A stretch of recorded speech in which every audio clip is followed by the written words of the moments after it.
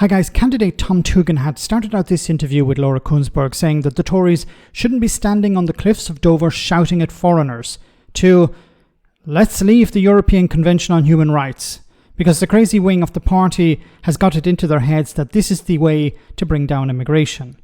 I would have more respect for this man if he avoided running for Tory leader, because he has had more positions on things than the Kama Sutra. It's pretty disgraceful to watch. But we need to make sure the economy actually works for people, delivering a higher wage, lower migration economy, not just shouting at foreigners from the White Cliffs and pretending that you can fix migration by withdrawing from a single treaty or changing a single bill, do you think actually that's what changing some the of your economy. party were doing previously, shouting at foreigners from the White Cliffs? I think what we need to do is we need to change the economy of the British people so that it works for the British people. And I think there's a really fundamental decision we need to make. Do we want this economy to work for people? Do we want it actually to see the blood of the economy flowing again so that you get that intergenerational fairness, the link between the energy of the young and the assets of the old? Do we get that connection so that you get jobs? The 1950s have passed. You can't go back to a time where you could rely on young British people to work doing low-paid jobs in order to grow the economy, and for the older generation to be able to rely on the money that they're pumping into the system. Those days are gone. I don't know why he's trying to harp back to that. It worked in the 1950s, to a lesser extent in the 1960s. Those days are gone. I honestly don't understand why he's trying to go down this road. This idea that what we'll do is we'll just train up our own. We don't need foreigners. We don't need immigrants. We can train up our own staff. But the problem with that idea is that you need massive amounts of investment. Where are you going to find these doctors from? How are you going to pay for all the doctors, nurses? And this is in Medicare, for example, in healthcare.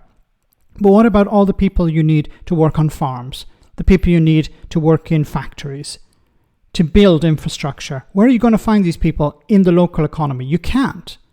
That's why successive governments have relied on foreign workers, relied on immigration. Geography and generations connected. But I just wonder also, you say the party needs a rethink. If you've had a bit of a rethink about some of your principles too. A few years ago, this is what you said about the European Convention of Human Rights, which is a big treaty written in the aftermath of World War II.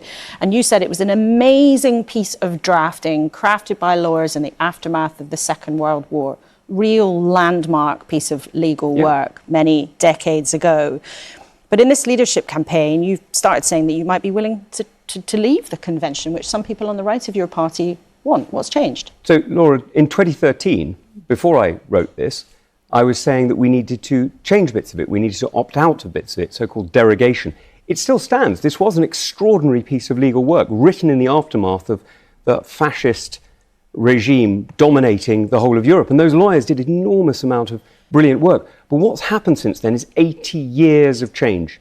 Things have evolved, things have changed. Now, those lawyers drafted in various changes that we could opt out of. That's called derogation. And I've been arguing since 2013. The first thing I did when I left the army, actually, was to argue that we need to opt out of certain laws. But now in 2024, our viewers and Conservative Party members, some of you will be watching this morning, will want to know, are you saying to them, vote for you to be Tory leader and you would campaign to leave the Convention on Human Rights?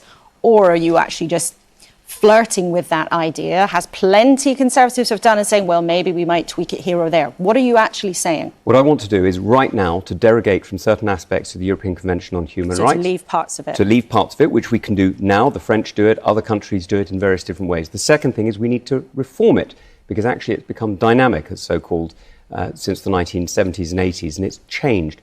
And if we really can't get the reforms, then we need to be prepared to leave. But prepared means actually doing the work in advance. This isn't something we can just tear off the Band-Aid and pretend it has no consequences. It underpins many other treaties, and we need to be absolutely ready.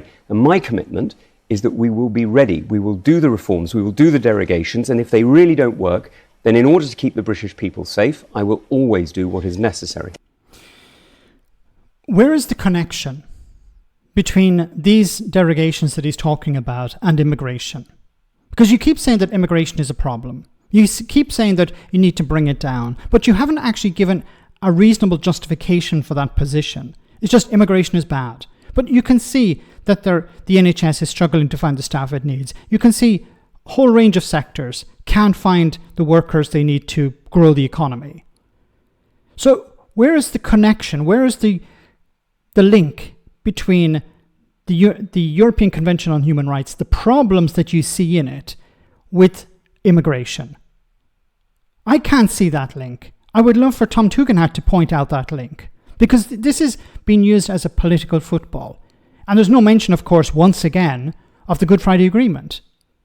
I really wish the BBC, Laura Kuenssberg and others would mention it from time to time. How will the Good Friday Agreement be impacted by the UK leaving the convention? You don't leave the convention, but disapplying the convention, or these derogations that he's talking about. How will they impact the Good Friday Agreement? Have you looked at that? Because if you impact the Good Friday Agreement, if you undermine peace in Northern Ireland, you will suffer the consequences of that. Your party and the British government. But there's no mention of that, unfortunately, once again. This is being used as a political tool. Convince racists and xenophobes that if we leave this convention, then we'll be able to fix immigration. They haven't actually pointed out how immigration is a problem. Some will say it's because of how it's putting pressure on housing. Well, who's ultimately responsible for housing? They'll say it's putting pressure on the NHS. The NHS actually needs workers. But even if it was putting pressure on the NHS, who is ultimately responsible for that? Is it migrants? Is it the court in Strasbourg? No, it's the British government. So everything that needs to be fixed, if it's a problem related to immigration, is the responsibility of the British government. It's no one else's fault, no one else's responsibility. So leaving a convention is not going to fix housing. Leaving a convention will not bring down the NHS waiting list. Leaving this convention will not fix shortages in different sectors. These are all the responsibility of the British government. But unfortunately, they will use this, as I keep saying, as a political football to convince a small section of society, vote for us because we're going to bring down immigration. Let me know in the comment section, guys, what you think. As always, your comments are greatly appreciated. Thanks a lot.